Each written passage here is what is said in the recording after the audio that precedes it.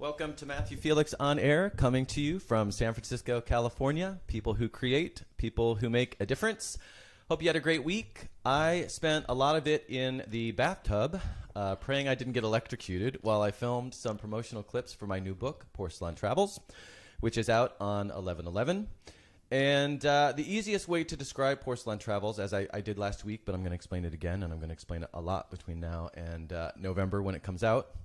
But the easiest way to explain Porcelain Travels is the subtitle, which is Humor, Horror, and Revelation in, on, and around toilets, tubs, and showers. Now, as I said last time as well, it's a book that I wrote by popular demand, by friends and family saying, when are you going to publish those stories? When are you going to publish those stories? I wasn't ever planning on publishing these stories, but finally I decided if people are still talking about them, then I should just do it. And I'm really excited now that the book is about to see the light of day. I am planning a very special episode here, and that's what that previous picture was of me in the bathtub. It's kind of not a very good quality picture, so I didn't leave it up for long. But that's what I was referring to when I said I spent the past 2 days in the tub. I'm filming for that episode of this podcast that's going to take place, I guess, in 2 weeks, which would be when? Sunday, November 4th. And I really plan on having a lot of fun with it. But that's when I'm going to sort of officially present Porcelain Travels to the world, or at least the part of the world that listens to and watches this video podcast. So again, 2 weeks from now, Sunday, November 4th, please tune in for that. Last night, I got to read a story from Porcelain Travels at the Traveler's Tales event at Lit Crawl, the culmination of this year's Litquake Festival. And I read my story, Let It Flow, which won first place for humor in this year's Solas Awards, which were put on by Traveler's Tales, which is why I got invited to read. And I was in great company, fellow Solas Award winners and Matthew Felix On Air alumni, Savani Babu and Sabine Bergman read, as did incredibly accomplished writer and ethical traveler founder Jeff Greenwald, author Carla Gambessia, and last but not least, Traveler's Tales founder Larry Habiger. It was a great event. There was a great turnout, and I just want to thank Larry and Traveler's Tales for the opportunity. I also want to thank, of course, Litquake and also House Coffee for letting us have the event in their cafe.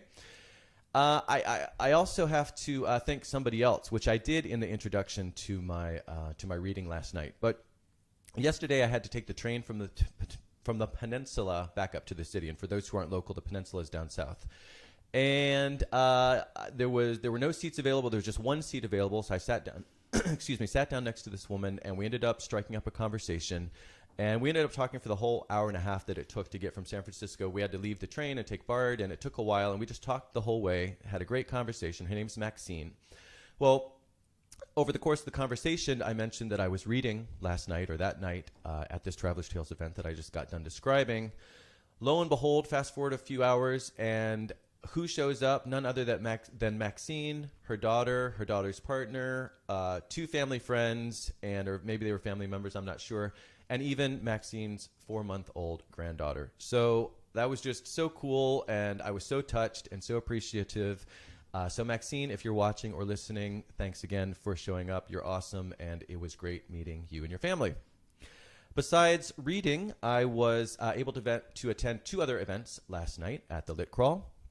So I mentioned last week or week before, whenever, that Lit Crawl is actually split up into 3 sessions. So there's the first session, the first hour, second hour, and the third hour. So the first session, I attended Bay Area Generations and the Beat Goes On event, where poet and so much more, Nahid Fatahi, who was on my show a few weeks back, read a few of her poems, beautiful, inspiring, empowering poems. And she was there alongside some other great poets, including Genevieve Lim and Mo Sati, with Daniel Hafez on saxophone. And it was really cool how both of them, so what they do with this, what's it called again? Generations, what did I just say? Bay Area Generations, it's a reading series. And what they do is they pair up different generations of poets. And so this particular pair, Genevieve and Mo, had this saxophone player accompanying them, and it was a really cool way to do a poetry reading. Then Ao Dugas, I'm not sure how you pronounce his last name, read with Nahid, and again, they did a great job. And Tongo Eisen Martin and Chris Peck, which is a duo also known as Lone, just gave a really intense, really powerful performance / reading. Well, not a reading. He did it all just from memory. It was really, really impressive. And yeah, the whole event was just a great one. So that was the first hour. And, I also wanted to say the event was held at Harrington's Gallery, which is a home furnishing store. So it was great to have this massive space of couches and chairs and furniture for all of us to just hang out on, to listen to the readings, because it's not always like that. A lot of these spaces are very impromptu. So and there were so many people, which was also great. It was packed. So thanks again to Harrington's for hosting the event. In the second session, I stopped by 826 Valencia's event, where programs coordinator Shelby Dale DeWeese, who was also on my show quite a while ago, a few months ago, she hosted an event with a bunch of really young kids, and I'm not sure what their ages were, but I mean, maybe 9, 10, 11. They got up and they read their work in front of a room full of at least 100 people. I mean, I don't know, 150 people. Again, a really big room. And it was just so touching and adorable to see these kids, expressing themselves, having the bravery to get up in front of this big room full of people, read their own stuff. And so kudos to the kids, kudos to 826 Valencia for doing that, providing those kids with the opportunity. Another great event. Lit Crawl was not the only Litquake event that I was able to attend this week. Wednesday, I attended my first ever literary death match, which, of course, I discussed at length here on last week's episode. It was a lot of fun. I really enjoyed it. Event producer Matthew DeCoster pulled off a flawless event. I was also genuinely impressed with Adrian Todd Zuniga, who's the host. And I get now why he travels around all over the world being the host of all of these events versus having a whole bunch of different hosts, because he was really just masterful as the master of ceremonies. And I mean, he's hosted something like 500 events, so he should be good, but I was just really impressed with him and his, he was funny, he was charming, he got out of the way when the event needed to take place and then appeared when he needed to be there. So anyway, I just really appreciated and thought he was great. The judges were great, the participants were great, and of course including winner KM Sunline, which is another name that I know I just botched. Sadly, it sounds as if Literary Deathmatch is going to take a break for a while because Adrian Todd Zuniga is going to take some time off to work on his second novel, but that, of course, is a noble pursuit, and we wish him well and look forward to a Literary Deathmatch making its big return whenever that happens. I went to some other great Litquake events this week, but I know I've already talked enough about Litquake, so I'm just going to quickly mention the Porch Light Storytelling event on Monday was phenomenal. One of the best events I've ever attended for sure. And then I also went to Dave Eggers talking with coffee expert Willem Boot about coffee and Dave's recent book, The Monk of Mocha, and I really, really enjoyed that event as well. Despite all the Litquake activity, yesterday before I read yesterday evening, in the morning, I participated on a Bay Area travel writers panel about social media for writers. And my initial reaction when I was invited to participate is, I do not consider myself an expert. I am figuring this out as I go along. But I was happy and grateful to have the opportunity to share some of my experiences and what I've learned from those experiences. And I got to share the stage with Carrie Swing, Ann Lowry, and Valerie Steinmack, and I hope I said that name right. I need to research all these names before I get on the show. I always forget. Anyway, hopefully Valerie will forgive me if that wasn't the right pronunciation, but it was great getting to meet all of them and also getting to hear their own experiences, and they've all been at the social media aspect of this at least a lot longer than I have, so I learned a lot just from listening to them. So great meeting all of you, and thanks again to MJ Premick of BATW, Bay Area Travel Writers, and thanks to the whole organization again for the opportunity and for a great morning. Very busy week, but as I've just described, nonetheless, Wednesday night, late Wednesday night, I was able to get the final 3 episodes out of my Words and Images podcast, and they are 3 great ones. The first one is my conversation with one of the industry's top book cover designers, Erica Heitman Ford, who called in all the way from New York City to tell us about the industry and the art. Then my conversation with Dr. Falk Kameen about the state of the humanities, which was a great episode. I really loved talking with Falk, particularly given, we talked about the humanities, particularly in this context of so much money, educational money, is now, of course, being diverted to technology and other areas. And so we talked a lot about the importance of the humanities, the state of the humanities, and on and on. So that's one worth checking out. The third conversation, and like I said, the final episode of my Words and Images podcast, was a conversation with local painter and writer Colette Hanahan.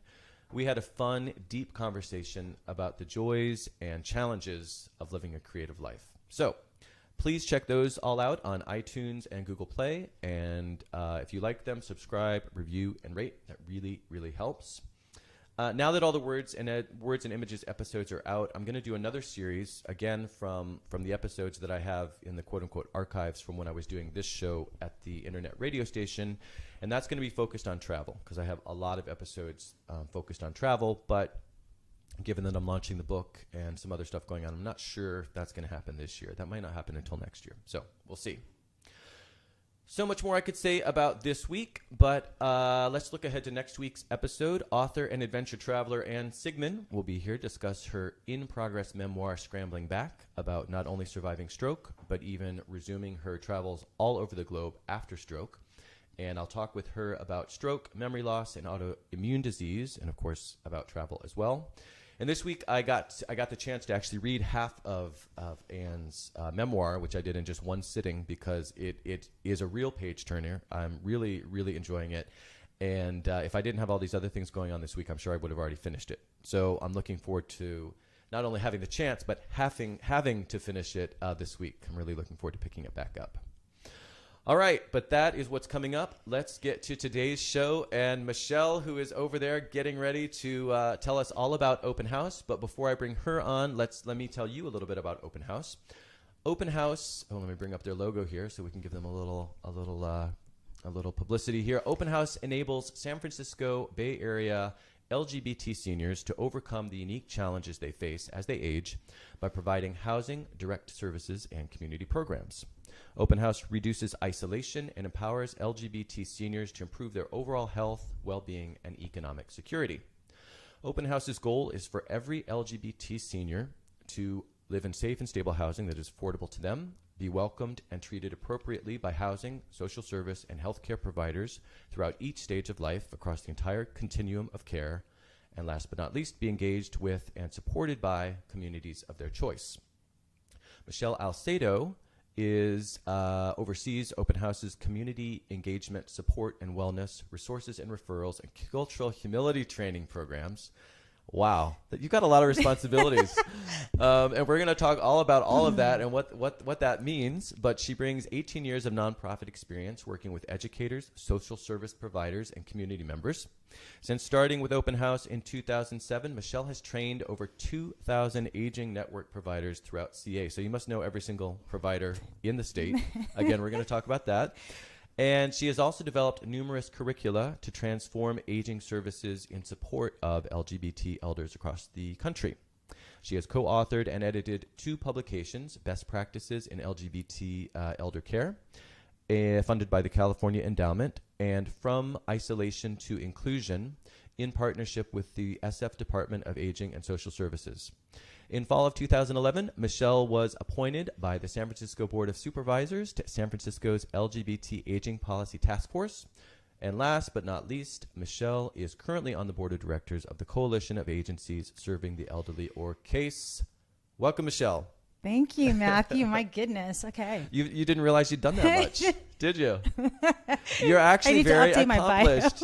Oh, wait, what do you mean you need to update your bio? Shorten it? No, you don't. I did shorten it. You know what?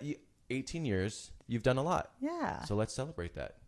And I'm going to take a drink of water because I kept almost losing my voice during the intro. Okay, so how did you get into nonprofit work initially?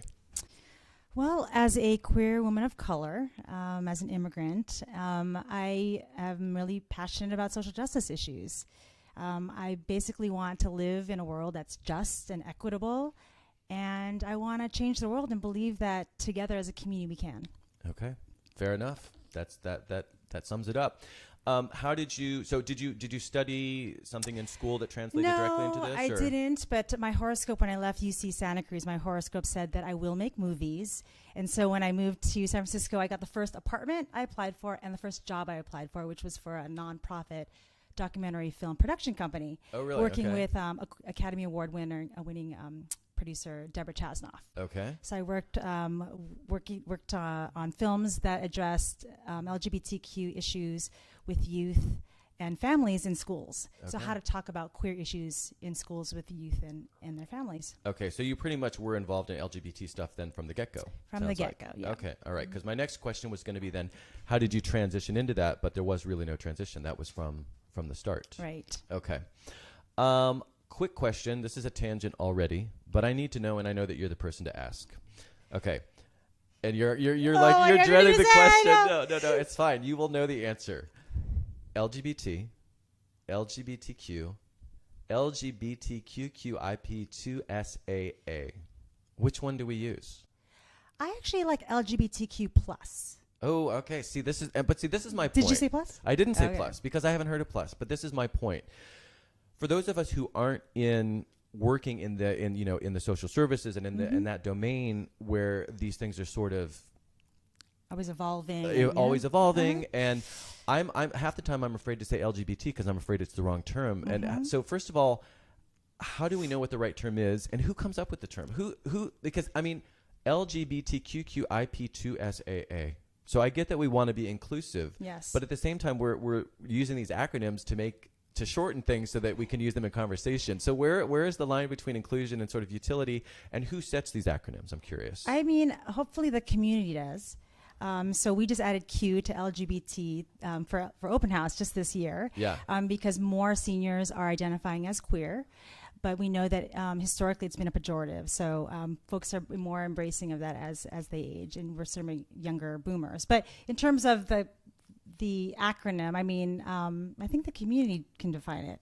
Okay. Just So the community can define it. So it just sort of, there really isn't, we can't trace it. It's just in common parlance and in the different agencies that work in these fields and these areas, so social services, someone will just think, oh, we need to add the Q to because that's another sort of aspect we want to be inclusive of, and it just sort of happens. Yeah, There's I think not some central body that's deciding. I mean, I don't think there is. Yeah, unless you've heard of one, but no. But I know in France, for example, they're constantly combating English coming into the words, and so they have this central authority that comes up with French words to make sure they don't use the English ones, and it's a totally futile endeavor.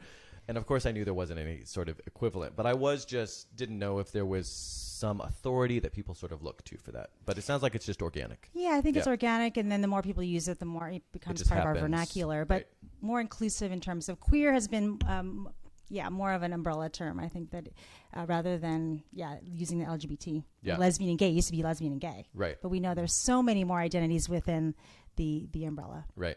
Okay. Fair enough. Thank you for entertaining that question, which I know was sort of a trick one. Okay, but you joined Openhouse. Let's go back to Openhouse and your sort of trajectory here. So you joined Openhouse in 2007, and in what capacity? And then how did your trajectory there sort of evolve?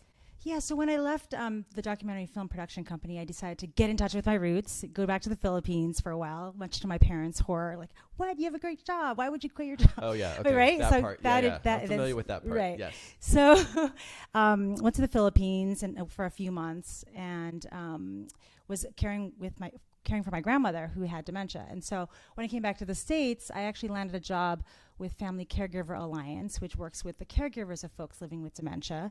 Someone from Openhouse came to do a training with our organization, and they had a panel of LGBTQ seniors speaking about their stories and lived experiences. And it brought together aging and queer issues for me, and I thought this is exactly what I want to do. Yep. I want to create visibility or help make visible the stories, the voices, the lived experiences of our queer elders. Well, and this is one of the reasons I wanted to have you on the show. If I didn't know you already outside of this context, I don't hear that much about queer elders, and I don't know. I don't know, but so you obviously share that sort of, there is a need and there is sort of a lack of visibility, and I don't even know where to say that visibility would be, just sort of in day to day. And so that's why I was really interested when I even heard about your organization.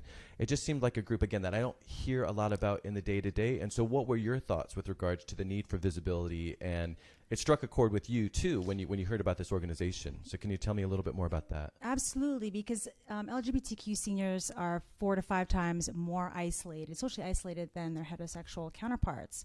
And so no wonder they're invisible, because we don't see them. And then also people, particularly in the community, that tends to be focused on youth and younger folks. Right. Of course, older people tend to be invisible in general, and a lot of our seniors speak about that, just even walking the streets of the Castro and all around the city. Yep. So, and then American society is generally ageist, right? Right. Very youth focused as well, but very ageist with, and so I think that as a society, which is very different than what the culture that I'm from, which honors elders. I think American society, exactly. Right. I think American society tends to hide away our elders. And so LGBTQ elders also tend to not be partnered nor married or have children. And we know that 80% of care is provided by spouses and children. So therefore, that leads to the social isolation. 80% even today is still provided just across the board, not just for LGBT, but just across the board. 80%. Interesting. Okay, so so if you don't have kids, then that's a problem, obviously. Absolutely. But excuse me. Okay, so we're going to talk specifically about Open House and some of the work you do and that your organization does. But other than this isolation that we just talked about, which is a huge one, obviously, what are some other issues that that LGBT that we're just going to say queer, because I think to your point that's easier actually, and then I'm not going to have to sound it out every time. The queer seniors face, because first of all, I want to throw out a statistic about queer seniors that I got just from a 2014 LA Times article. So it's a few years old, but I thought this was interesting. Nationwide, quote, nationwide, an estimated 2 million people aged 50 and older identify as LGBT, and that number is expected to double by 2030, according to the Institute for Multi-Generational Health at the University of Washington. Is that sort of in line with, are you familiar with the numbers? Does that sound like more or less the latest sort of thinking on that? More or less. And so in San Francisco, actually, there are about 20,000 LGBTQ seniors 60 and older. 60 and older, okay. And that number is expected to grow another 10,000 by 2030. Okay, interesting. So what are some, in addition to the isolation, which again we just said is a huge one, what are some of the other issues that aging queer seniors face, and how, and also to the extent that you can sort of differentiate, how are those different from the general population that aging queer seniors are facing? Well, in addition to social isolation, our community has faced historical and structural discrimination. It has? Yeah. Unfortunately, yes. I mean, it wasn't until 1973 that homosexuality was removed from the DSM as a mental illness. Isn't that incredible? Yeah. And, I mean, it's really powerful. I mean, for the folks that we work with, they're in their mid-40s when finally that designation was removed. So lots of trauma in the community because of that historical and structural discrimination laws saying we couldn't be who we are and love who we love. Then the trauma of living through the AIDS epidemic. I mean, a whole generation was wiped out. Long-term survivors in our community also report really high rates of social isolation and other types of issues. Right. And one of the other things that I saw on your site with regards to, because you've mentioned a lot of sort of the emotional stuff, which again is huge. Well, as we know, the mind-body connection, that also has that has an impact on their physical health. And so a quote I got from a Stonewall found that older LGBs, this is an article, or this was a quote from Britain, and this was also from a few years ago. So again, LGBs, they hadn't added the T yet, never mind the Q. But oftentimes the T is missing in research anyway. But is it? Yes. Okay, so that's kind of an interesting, okay. But the point of this quote, though, Stonewall found that older LGBTs are more prone to anxiety and depression than their heterosexual counterparts. So that's more in the lines of the psychological, emotional. But they are also more likely to smoke, drink, and use recreational drugs. The consequence, an increased risk of coronary heart disease, cancer, alcohol-related illnesses, and mental health problems. So that all adds up. But the other thing that I learned while I was researching today's show is that I hadn't really thought about, but again, not because it doesn't make perfect sense, simply because I hadn't given these topics much thought, is that a lot of these queer seniors, when they go into homes, because of a lot of the stuff that you were just talking about, the time in which they grew up. Well, society at large might be more accepting. Of course, a lot of it's still not. But compared to way back then, society at large is more accepting of LGBT population. But their contemporaries are not necessarily, right? Absolutely. And so they go into a home, and then what happens to them sometimes in these homes? Well, unfortunately, they go back in the closet because 90% believe that they would be mistreated if their sexual orientation or gender identity were known. 80% go back into the closet due to that fear. 80%. Mm-hmm. Yeah, I didn't see any statistics. I just saw that was a threat. Yeah, when I saw that, it makes perfect sense, but it's just heartbreaking. Because knowing how hard it is to come out, I mean, it's just heartbreaking to imagine. We know coming out is an ongoing process, never just a one-time Well, that's true too. Right? That's true too. I gotta get this fly out of my way. But when I just saw that, because one, they go out because it sounds like two different types, and maybe more than two different types, but at least two different types of homophobia can manifest. One is, just, I think we just touched on this idea that that it might not be safe for them, but that there also might be repercussions for them, that their caregivers might treat them differently, that it's better for them not only to go in the closet and just, again, just more from a sort of almost a safety. Safety is critical. Yeah. Particularly for transgender elders who are in homes as well. I mean, oftentimes people don't even want to accept trans elders into their facilities. Really? Yeah, absolutely. I mean, the discrimination is just rampant. And so that's why we're working to change and transform the landscape to make it more affirming and welcoming to LGBTQ elders, particularly in long-term care facilities. Yep. Okay, and we're going to talk about some of how you do that. But the last issue that I sort of found as I was doing the research for today's show that's specific to, older LGBT seniors is affordable housing. And that's just not something I would have thought of. I mean, I think of that in general, particularly given where we live, it's on our minds constantly. But why is that specific for LGBT seniors? Why are they having, because it's not just here in San Francisco, but it seems, because again, this was from an LA Times article. For LGBT seniors, affordable housing is scarce and often unwelcoming. And we talked about the unwelcoming part. But is it different? Is it just because for seniors it's often difficult? Or again, is there a specific angle here related to affordability and being queer? That's a great question. I mean, I think that folks who did stay in the closet were able to build their careers, right? And those who were brave enough to be out and proud and activists and really open about their sexual orientation and gender identity, it was difficult for them to maintain employment. So therefore, we're not able to, build equity, and particularly for lesbians as well. So I would say it's very difficult for LGBTQ seniors then here, even in San Francisco, to maintain housing. As we know, housing is the number one issue for elders, for anyone, I think, living in the city, but particularly for those of our community who've been here for 30, 40, 50 years, being pushed out. Which for many reasons we all know about. But right. Okay, and you just said that 20,000, I think I also read 25,000, so somewhere between that, LGBT seniors call San Francisco home. And but I am curious because on one hand we have the economic factors that are driving so many different populations out. So that would of course apply again to the seniors. But on the other hand, we're all getting older. And so I'm just curious, is the number of LGBT seniors in the city, is it growing or is it shrinking? Or do you know? I would say it's growing. I mean, according to the numbers, they're estimates, again, because not everyone is disclosing their sexual orientation or gender identity. So we estimate that there are about 25,000, and it's growing because people are aging into absolutely. But on the positive side, something I was wondering about is we are in San Francisco.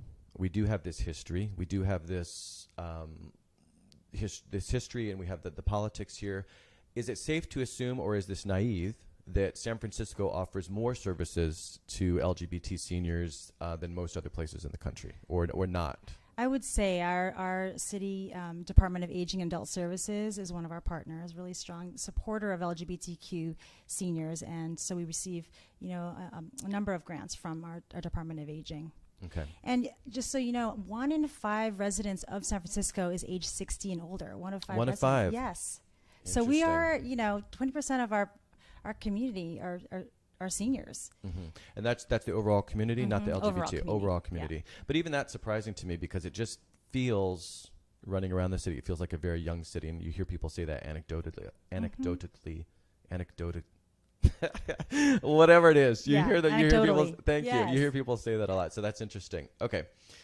So we keep kind of coming back to affordable housing, because that is one of the main issues that queer seniors face, and it's also one of the main issues that you guys work on at Open House. So let's talk a little bit about that. And I want to talk about 55 Laguna because that's one of your big projects that addresses this need. But is there anything, I don't know, maybe we've already covered it, but is there anything else about sort of the general housing situation for seniors, for LGBT seniors in the city, that we haven't maybe covered in so far as other significant issues facing them?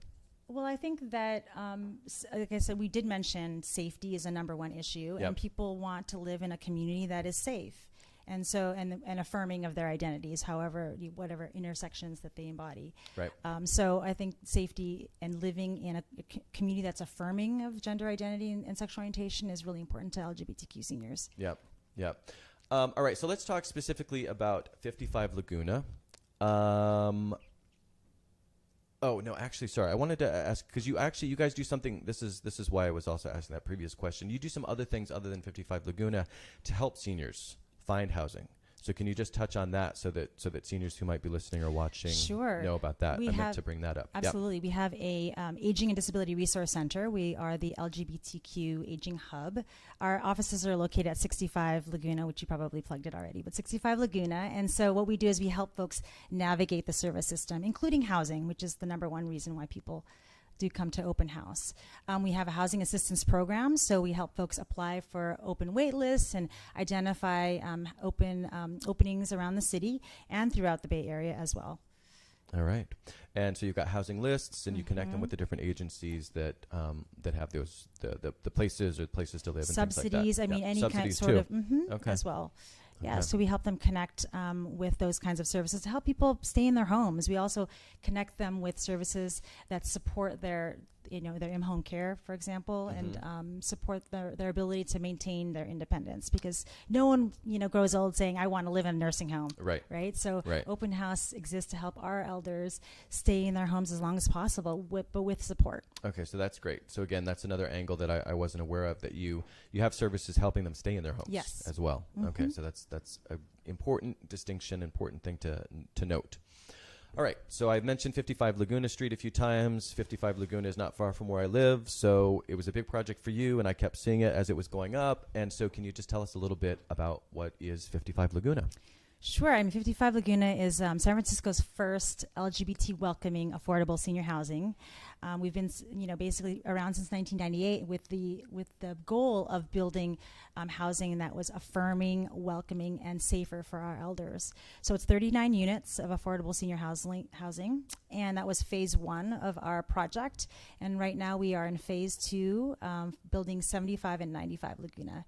So 95 Laguna will be 79 additional units, also welcoming and affirming of LGBTQ seniors. It's not exclusive, because we could, we also can't nor want to discriminate based on sexual orientation or gender identity. See, but I want to talk about that. That is obviously one of my questions. Yeah. So how do you do that? And what I mean by that is, so this is coming out of a need to make sure that people aren't discriminated against, but then you also want to make sure that your target population, that you're trying to help them and you're trying to serve their needs, get the spaces. So, but legally, I'm sure, of course, you have limitations on, you can't say, I'm sorry, you're straight, because it's housing, and that's really, really regulated as far as I understand. So how do you make sure that LGBT seniors are ending up in this facility that you, an LGBT organization, have, developed, but at the same time, you're not allowed? How do you walk that line? That sounds tricky. Oh my gosh, it is very tricky, and it's $1 million question, which is we rely on our grassroots community organizing. We rely on the community of elders that we work with and work on behalf of. So we really hope we support folks to help lead the outreach efforts to help people access housing and our interest list, for example. So we're in the community talking about how to apply for 55, or actually in this case 95 Laguna. But really it's talking to queer social workers. It's talking to case managers. It's really going to senior spaces and creating this visibility for LGBT Queer elders. senior spaces in particular. Yeah. Queer senior spaces. I mean, which Yep. there are very few, Yep. but it's very, but we do go to, more traditional senior centers. And then we also try to collaborate with LGBTQ agencies that may serve seniors. But we do target more of the traditional centers, as well as our community partners Yeah. that help us spread the word. Yeah. Yeah. It sounds tricky. It is. I mean, Yeah. we want to say, hey, we see you, we welcome you, and we want to help you get on, whether it's 95 Laguna or other, affordable housing opportunities. We want to help you access that. Yeah. And so that's another point that we haven't addressed directly that I'm curious about, because one of the criterion here, one of the criteria is income. This is affordable housing we're talking about. And what are the what's the income criterion here? So we haven't. So we know it's probably going to be 50% area median income or less is the qualification, basically. So I think last year it was around 37.5, maybe. Is that right? Okay. Well, what I found, because I have this statistic, and I was going to ask 50% AMI. Yeah. Well, what I have is, this is from pointtohomes.com, which gets their data from Onboard Informatics. No idea, never heard of either of those. But what I found was, so you can tell me because this sounds pretty different from what you heard or are familiar with. Average household income that they showed was $104,879. So that sounds kind of on for me, in my opinion, for San Francisco. But the median then that they showed was 77,000. But that sounds a lot higher than what you were saying. We use HUD. We use HUD's calculations. Okay. And those are published every year in April. So. Okay, so HUD is probably more reliable than this. Is 55, so other than, now you've said that you have 2 additional developments, and those are just right in the same complex, that same So we have same one, big. it's 95 Laguna, and 75 Laguna is actually our service space, where we'll have 7,000 square foot of activity space. Okay. So are there any other in San Francisco spaces, or not spaces, but developments, welcoming developments going on? Not that we know Not that you know of. Yeah. Which is interesting, again, given that we're here in San Francisco. So is that just because, certainly, obviously, it's not because there's not a need. Is it because this is such a new concept? What do you think it's really expensive to build, housing in general. Fair enough. And this project took, since 1998. And is that how long it's been going on? Yeah. So, and it's in such a prime location, which is another question. Absolutely, it is. And so what we're doing, rather than, I think our goal is to transform the landscape by actually working with existing providers and helping them to make their housing sites more welcoming. So that's your main focus. Yeah, I mean, because we just can't build enough housing. The demand is so much greater than, than the inventory. The supply, right. But it still sounds as if this is a pretty novel concept. I mean, overall. Now, I know I did some additional research, and I saw that in February 2017 Guardian article, Manchester City Council in the UK has announced plans to create the UK's first retirement community aimed at lesbian, gay, bisexual, and transgender people. And then I found articles where there are similar developments in Sweden, France, and Spain. So it is, but all of it sounds fairly recent. It is.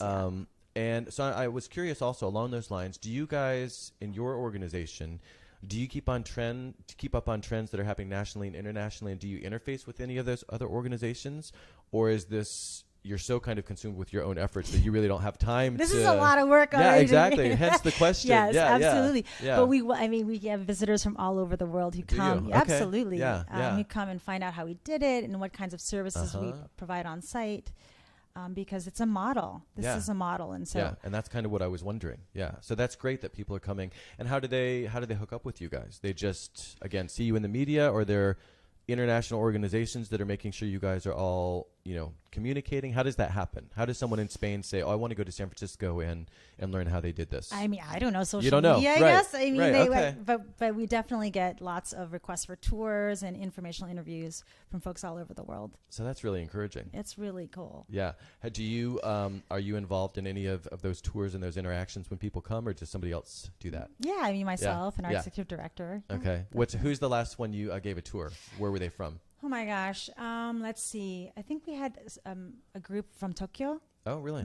Come through, and then that reminds me I have to email them. You should email them. They're waiting for your email. They are. Yeah. And then someone from Paris came by, and yeah, I mean, like I said, people are always interested in hearing how we did it here, because they're trying to start something in Australia or wherever they're from. That's so encouraging. Has that necessitated or given you the opportunity to go show them, go to where they're from?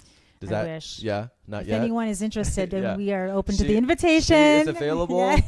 She is available for international travel. That's right. Absolutely. Yes. Okay. If you get anything out of this show, I mean, sure, I hope Open House and seniors benefit from this, but I really hope you get a trip out of this. Thank you. Okay, fingers crossed.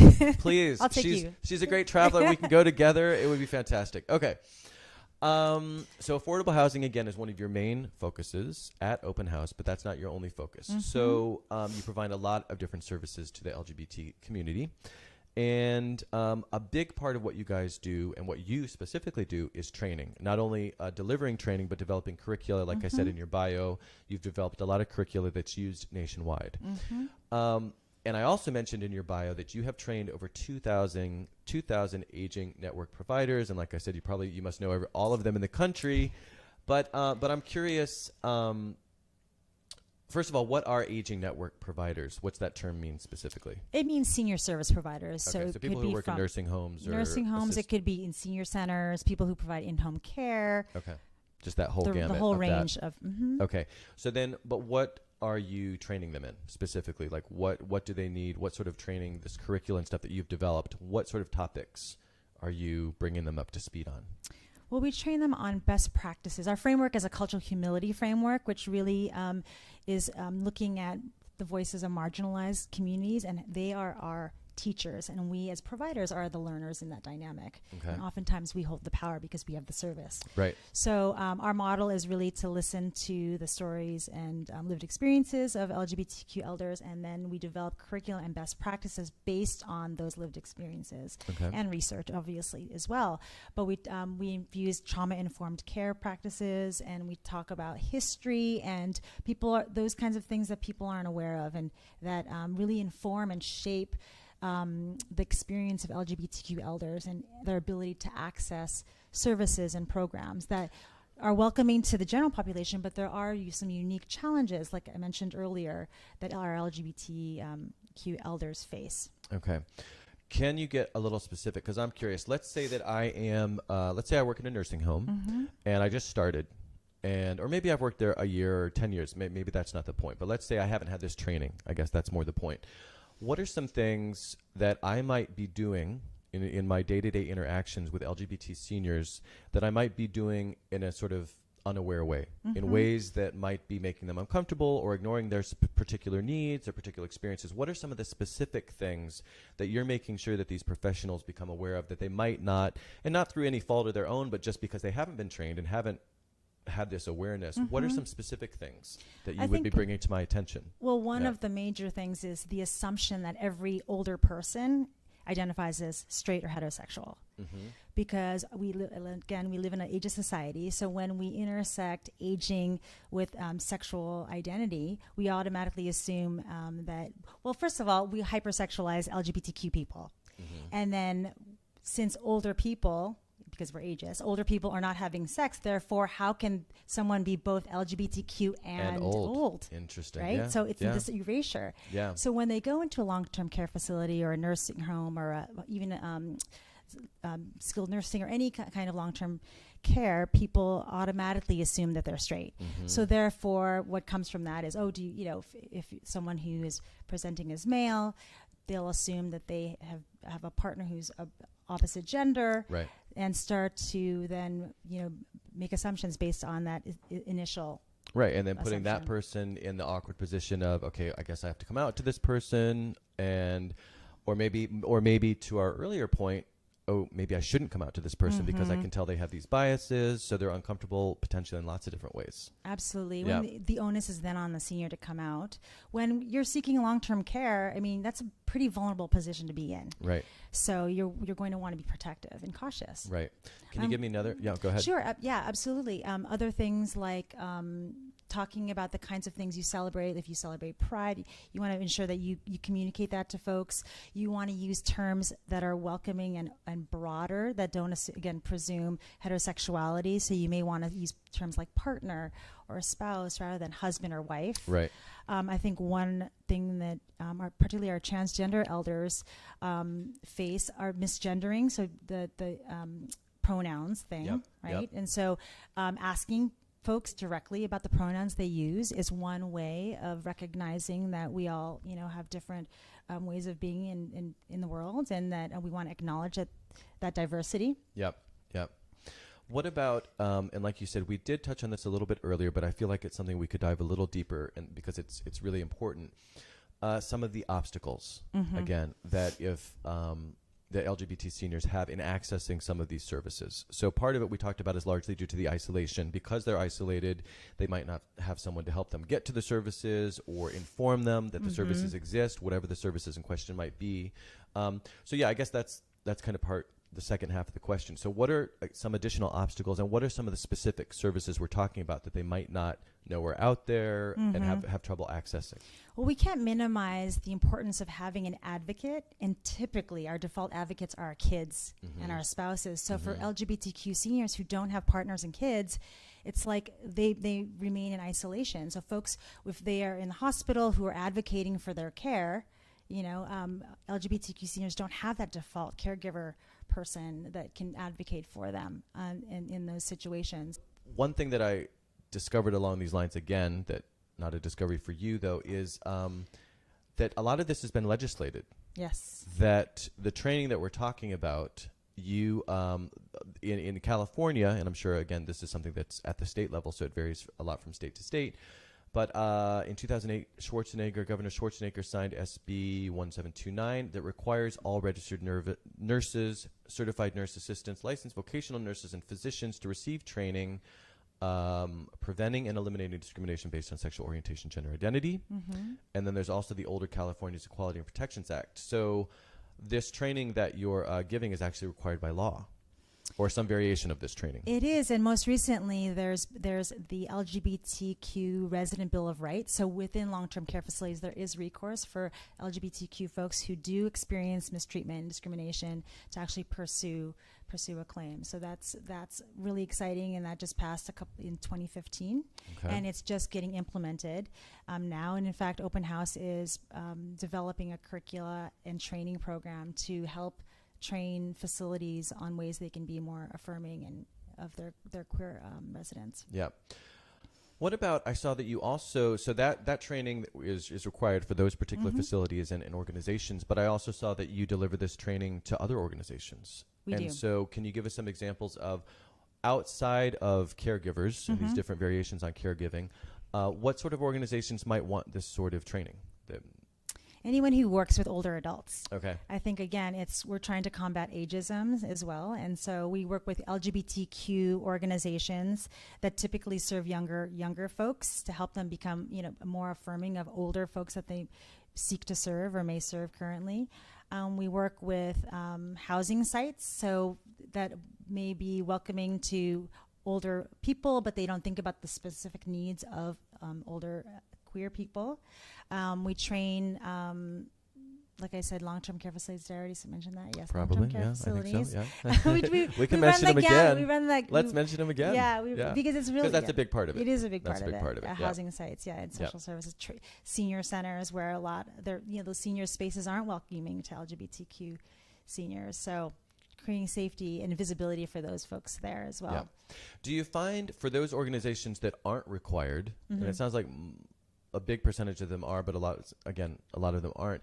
Is there an appetite for this, or do you guys have to do a lot of outreach to say, hey, these are things you probably aren't thinking about but need to be, or maybe, is it 50-50? Do these organizations come to you and say, hey, we recognize that we've got some LGBT seniors and they're out and we haven't really had that many in the past, so this is new for us, can you help us? Like, what percentage is you guys going to them saying, these are things you should be thinking about, probably aren't, versus them recognizing, oh, we have this need. How can we address it? It's both. It's both, yeah. Unfortunately, we get called when there's an incident. Oh. And it's like, ooh, we really could have done better. Can you train us on some best practices and ways that we can be better? Can you give us an example again, just like an incident? Oh, gosh. What an incident might be? I think that people are particularly freaked out around sex and aging. Okay. So, for example, this was years ago when I first started at Openhouse. Someone called us for a training for their adult day health center, and there was an incident where there were two men in the bathroom, and they put the they ended this relationship immediately. This is going to be good. Okay, so two seniors were having sex in the bathroom. Yes. Yeah. And I think that's awesome. Absolutely, and so they didn't describe, like, you know, they didn't go into detail. They didn't, but go there was into some sort of sexual activity happening between these older seniors, right? And so then they called you. They and called they said, us. help. What do we do? We handled it. It's a safety issue. It's a health issue. You can't be together. But these are two people that most likely were living with their families or in a care facility, and were receiving these services, and people didn't know how to handle the sex and aging thing, and perhaps there was some cognitive impairment there as well. So when there's dementia, people are that gets tricky. Yeah, it gets tricky. Yeah. And we do have an LGBT dementia care training as well that we've helped to develop. So it's even that specific. It is, yes. So general dementia versus LGBT dementia. Yes. So how is that and different caregivers, and specific? Because and caregivers as well, because the resources aren't there. There isn't an affirming network of services for LGBTQ folks in general. And then when you intersect that with dementia, lots of the support groups and other types of services that are available to the heterosexual, to straight folks aren't welcoming to queer partners who are caring for their person with dementia. Okay, so that's interesting. So that's the issue. The issue isn't that queer dementia is somehow different from straight dementia. The issue is that the dementia, the people who are addressing the dementia, aren't necessarily welcoming. That's correct. To queer the patients. services aren't affirming of queer caregivers and care receivers, right? Yeah, that was because I was kind of thinking why would dementia be different? But it's not the dementia that's different. It's the getting the care. Mm-hmm. Interesting. Okay, and so. Can I ask though, just because what did you tell this facility that said, what do we do if these older gay fellas are having sex in the bathroom? What do you tell them? Oh my gosh, that's a good one. I think at the time, I was very new to aging at that. And you actually got this one? I got this one. Well, basically we said, tell them about Openhouse. They're all these kinds of social activities that are welcoming. You don't have sex parties for seniors? Well, not yet. Okay, working on that. Okay. But yeah, no, so you said, okay, tell them about Openhouse. You threw me off. I probably did. Yeah. I mean, we can have fun here too. Yeah. But yeah, so no, but I'm curious. So you said, okay, tell them about Openhouse. Absolutely. We have and then just say, sharing more about what we do and bringing in, some other kinds of programs they may be interested in, and meeting other queer seniors so they're less isolated. Right. And so they can be more open. Right. Right. Okay. But you didn't really have a direct answer for how to stop them from having sex in the bathroom. No, they had already. we come in after they'd already said, "Hey, it's a health and safety issue." Right, so. and they just used that one, the safety thing. Okay. Yeah. All right. So speaking of different services and things along that line, I saw that you had a September 5th press release about a new collaboration that you're going to do with Unlock. And do you want to tell us a little bit about that? Absolutely. We're so excited because Unlock has been serving the community for decades and providing excellent, exceptional care. And Openhouse is partnering with Unlock to provide that same excellent care to LGBTQ seniors in our community who are typically frailer and who typically fall through the cracks. I guess, can you tell us, I'm sorry, can you tell, because most people probably don't know what Unlock is, because it's not LGBT, it's just, it's a general. Right, it functions, they provide basically like an HMO, basically, for folks who have Medi-Cal and Medicare. So it's typically for frailer folks who are low income. Okay. And they go to a site where they receive all of their clinical care. And then they also receive nutrition and socialization to reduce their social isolation. But they have, podiatrists, they have medical care, they have mental health, they have and they live they're on site. The residents live here, and all of these actually, things. They're the number of centers throughout the city, and so they have those buses that take them from their I've seen home. the buses. Yeah, okay. they're everywhere. Yeah. They take them from their home into their different centers that are hopefully near in their neighborhood. Okay, so most of the people are actually living at home. Yes. Most of the goal is to keep people living at home. Again, that's the goal. Okay. Right. And so then your collaboration is to enhance what end? To enhance our services to reach those folks who are most isolated and vulnerable and frail. So it's and sort who of are leveraging at risk of going into institutions. So we're trying to prevent folks from being institutionalized and help them maintain their independence at home. Okay, and so it sounds like it's sort of leveraging the fact that they have this infrastructure for getting the people out of their homes and to the services, and you guys bringing in the LGBT component of that. Absolutely, we're helping them to learn best practices for supporting our community. Right, and leveraging the fact that they have this way of contacting these people that you guys don't necessarily have. Well, we would bring our folks together, and the services will be on site at 75 Laguna. Okay. Yeah. All right, and they'll be bringing the people then to you. Exactly. Perfect. Sounds like a match made in heaven. Okay. That is the different programs we've talked about. You have so many more programs, and a lot of them, I'm just going to quote your website because this is easy. Openhouse organizes hundreds of hours of intellectually stimulating activities each month that bring together LGBT seniors to meet each other, socialize, and enhance their quality of life. So can you tell us some of those programs? Absolutely. We have a community engagement program that includes lifelong learning. So we have language classes, we have Yiddish, we have Spanish, we have Italian, we have French. We're soon to have a Chinese and Japanese, hopefully. Yeah. And so we have a senior who, one of my colleagues, who speaks 9 languages himself. Oh, wow. Yeah, and has really strong connections with the community. And so we have lifelong learning. We have a ton of community engagement activities such as lunch discussion groups where people break bread. We have a trans elder lunch. We have a rainbow lunch that's bi-weekly, and then we have a men's social. We also have support and wellness programs that really look at the holistic person, and so we're looking at mind, body, and spirit. So we have support groups to help folks work through some challenges in a peer setting. Yep. A lot of our programs are peer-led and senior-led, and we just sort of get out of the way and support our queer elders in developing programs and leading programs. Yep.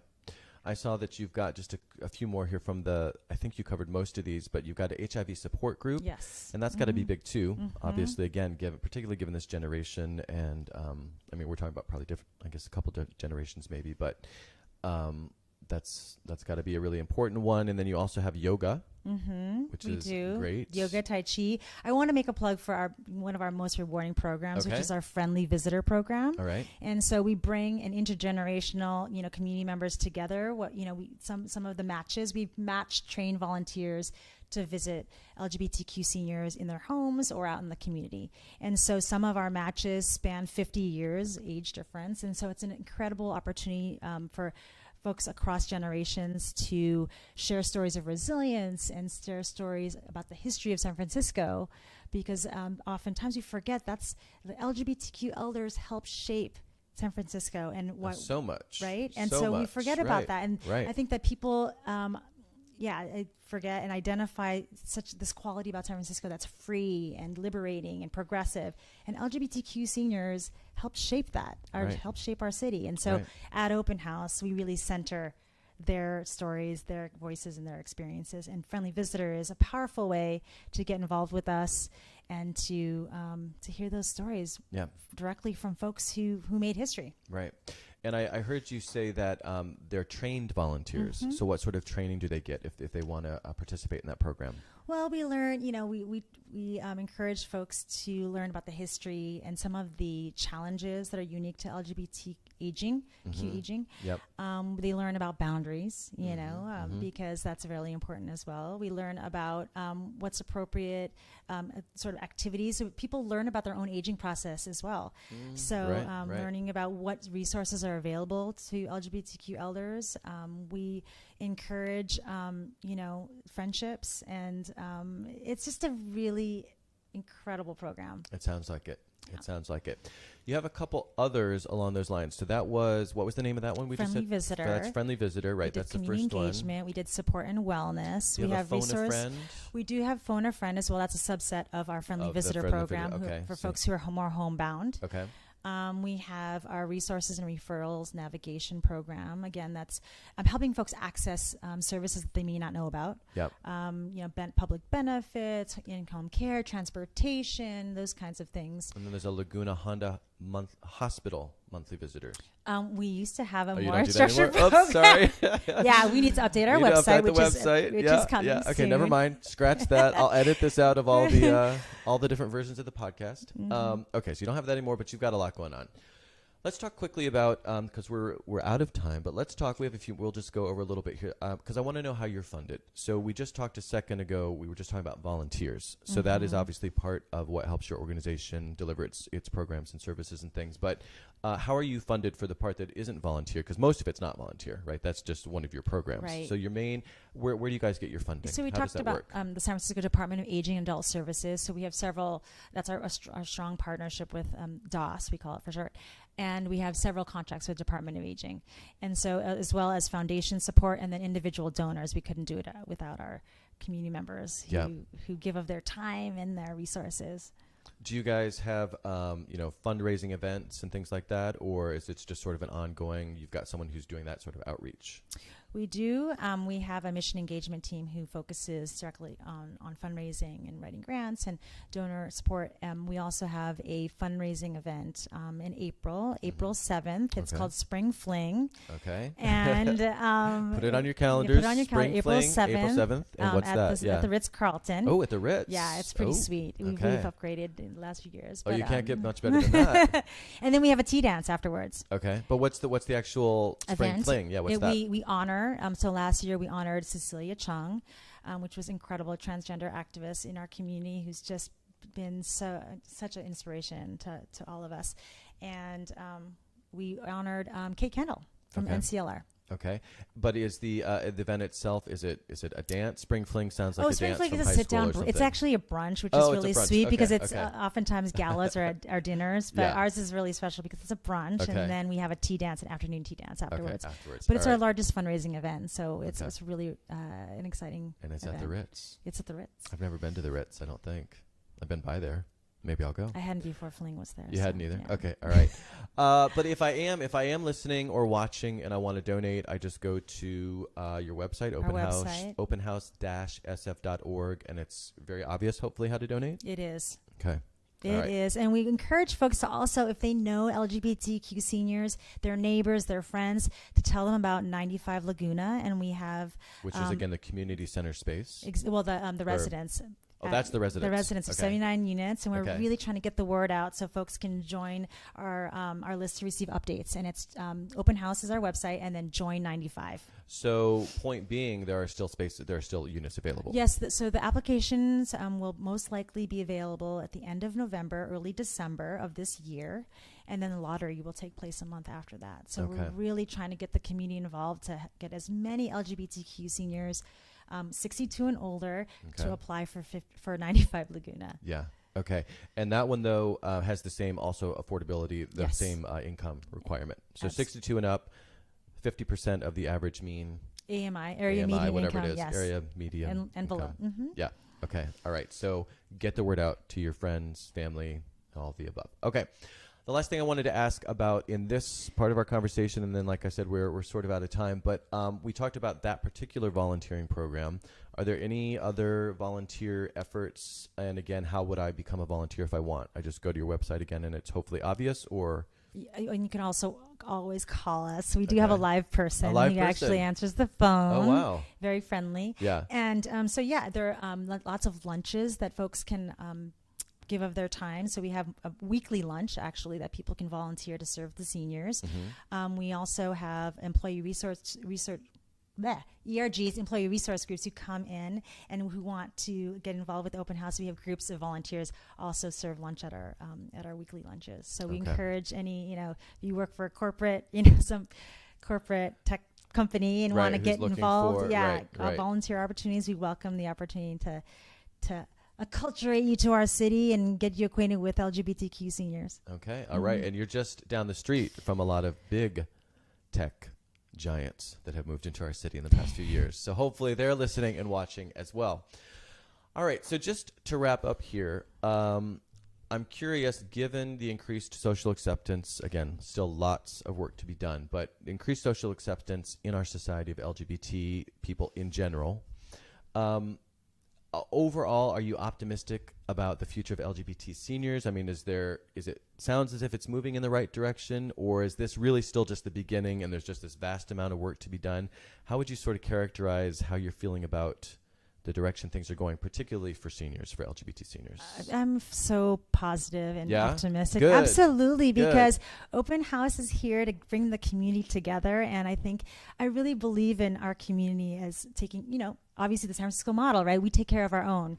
And so it's about creating an opportunity for younger folks and multi-generational opportunities to support our seniors. And I really believe that we can change. All right. Aging for our elders. All right. I love it, and I hope so, because, it's not that far off. So, but I also love that we get to end on that note, because I didn't know what your answer would be, so I'm so glad that's your answer. So thank you for that. And thank you for being here today. I just want to shout out one more time, openhouse-sf.org. And like I said, thank you not only for being here, but for all the work that you do, have done, are doing, and are going to continue to do, you personally and also your organization, because it's such important work, and I really appreciate it, and I know that so many other people appreciate it. So it's a privilege to do this work. Thanks, Matthew. All right. That's all for today. Next week, author and adventure traveler Anne Sigmund will be here to discuss her in-progress memoir, Scrambling Back. Thanks again to today's guest, Open House's Director of Programs, Michelle Alcedo. And last but certainly not least, thank you for watching and listening. If you liked the show, please share on social media and subscribe, rate, and review on YouTube, iTunes, and Google Play. That's the only way the word gets out, and I really appreciate your help. And for more about me, my website, of course, is MatthewFelix.com, and links to my social media, books, including my new one, out 11/11, Porcelain Travels, other podcasts, and all the rest can be found there. If you have any comments, ideas for the show, or just want to say hello, I can be reached at felixonair@matthewfelix.com. Thanks again for listening and watching, and have a great week.